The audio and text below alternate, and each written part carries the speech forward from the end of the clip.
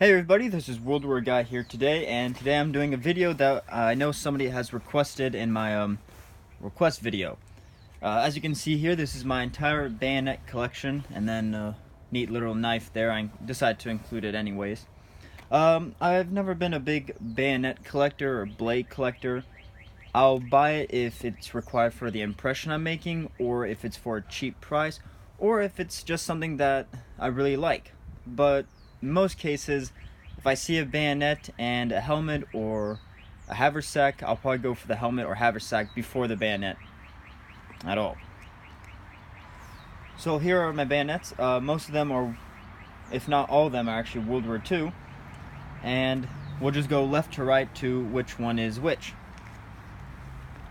So the first one here is actually my favorite one out of my entire collection. It is a World War I Austro-Hungarian bayonet. As you can see here, it has the remainder of the frog, which is not really there. It's pretty beat up. As you can see, the sheath is pretty beat up. You got a few dents there, here and there, rust. But the actual blade is in actually really good condition. A few marks there. That's oil or grease, I believe. So yeah. So before we go into that, we have a few markings here. Now I don't know if that's the date. If that is the date, this is a post-World War I, but is the exact same that they would have used during the war. And here are some more markings.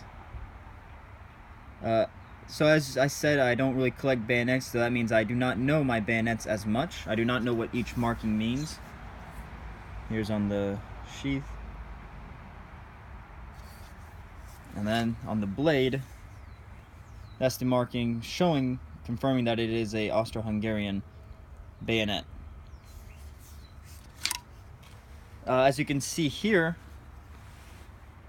the sharp end is actually faced towards the top.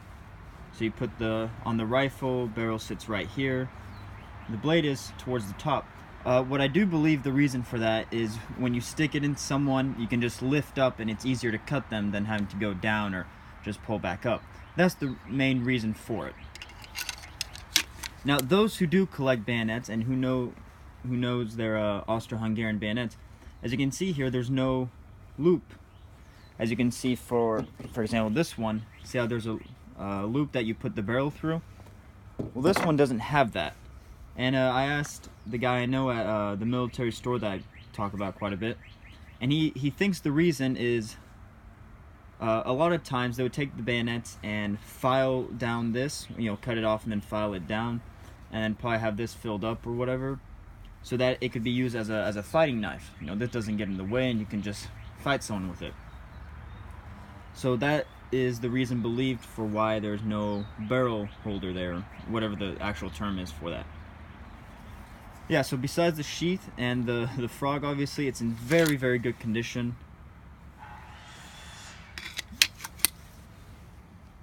So yeah. Alright, next one here is one that most of you probably can recognize right off the bat. It is a World War II German bayonet with a reproduction frog. The whole bayonet is not in the best condition. As you can see here, you actually have the little ball missing. It got stomped in or whatever, so... Well, the ball got cut off, then this just got stomped in. The paint is missing off the scarab. Screw is missing here. Quite a bit of rust, a bit everywhere. And the blade is in poor condition. As you can see, a lot of rust, a lot of chipping along the sharp end. So, not the best condition, but I got it for a very good price, in my opinion. Here you have some serial number. And here it's very faded, but if you can see right above my nail, that looks like a 44, so I believe this one's dated 1944. Then you have the Bakelite handles, which is mid to late war. Early war types had wooden handles. And then, I believe here it is. You can barely see it right next to my finger. It is the Dauphin Mark, I believe it's what's called. I'm sorry if I butchered that. But basically another way to show you that it is actually World War II German. But this is what I used for my impression. Not the best of condition. I do plan on one day buying a better condition one, but for the moment, this will do. Alright, moving along, this is another one many of you might recognize. It is a M1 bayonet. Doesn't have the sheath or anything. Not in the best condition either. As you can see here, the handle actually is chipped off. A big chunk of it just got taken out. Bayonet is rusty, but the blade is not that chipped. There's a bit of a small chips here and there, but overall it's not actually that bad. Here you have the markings. You have the flaming bomb there, and then US kind of hidden there, and then AFH, which I believe is the company name. And I think that's it on markings. I do not know if this is World War II or post-World War II, so those who know their bayonets, feel free to let me know. Alright, next here are neat bayonets as well. This is a Japanese World War II bayonet. As you can tell, they are much, if I put all of them at the end here, the Japanese bayonets are very long. And then with their long rifles, the Arisaka makes a very, very long weapon for World War II. This one's in good condition, I would say. The wood here is a bit chipped off or splintered, whatever you want to call it. But the blade's in fair condition, I would say. A little bit of rust here and there, but it's not bad. Looks like it's been sharpened at one point, but I'm not sure. And then here we have the marking, which I took a note, and this one would have been... I'm terribly sorry, but I will butcher the name. Tokyo Hoei Kosho Arsenal. And then on the website they had another one right next to it, which was Tokyo Rigugan Zoheisho Arsenal. So I completely butchered that. I know it for sure, so I apologize. But there's that. If I remember correctly, that this marking here is fairly popular, not a rare kind at all, but still pretty neat. And next one here is another Japanese bayonet. This one with actually a different marking. If you can tell, this one actually has little nipples between the half circles there, right? If you guys can see that. I'll put it side by side comparison. You guys can see the difference. And so this one, the makers is a Kokura Rigugan Zoishio Arsenal. Again, I butchered that, so I apologize. But again, I don't think this is one of the rare kinds. It's fairly common, if I remember correctly. A bit of a chipping here on the bayonet, or on the handle. And the blade is in good condition, I would say. Just some, I forgot what it's called, I apologize. Blade is dull, except at the end here, so maybe it's been sharpened sometime after the war, which is very possible. But yeah, both Japanese bayonets don't have a sheath to go with, sadly. But there's that. Alright, moving along. This one is a Belgian Fn 24 bayonet.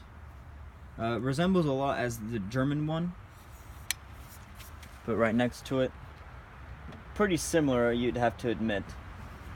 Again, contrary to the German one, this one has the loop that the barrel would go through for extra support. This is in good condition. The wood there, no chipping, screws are there. The sheath is in very good condition. You pull it out. Blade is in very good condition as well. Here are some markings.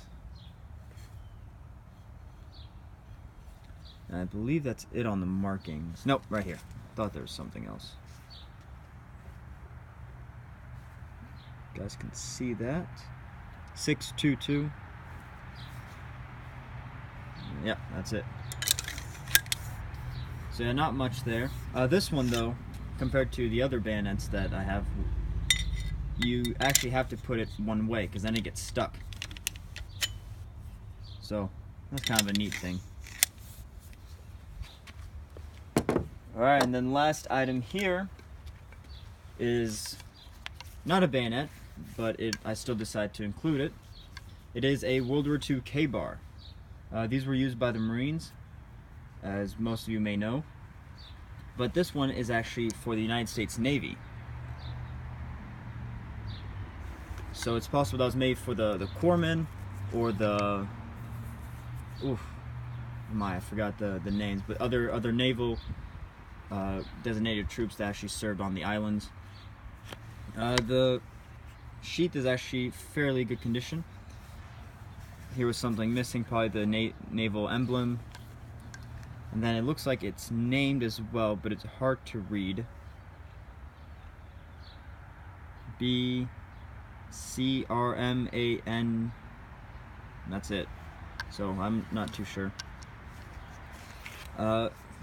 This one is, the sheath is dated 1943 by Boyt, which is nice. Only problem with the sheath is this part is ripped off. So that's a bit too bad. And the snaps here are cracking. Still pliable and everything, but you still would want to be careful with them. Here is the blade. Very good condition. A bit of chipping on the top there. And then the date. Well, here you have, yeah, United States Navy MK2, and then K-bar right there. Is there not better?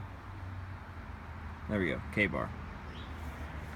So I love this knife, honestly. When I got it, it was awesome. Got it for a good price too.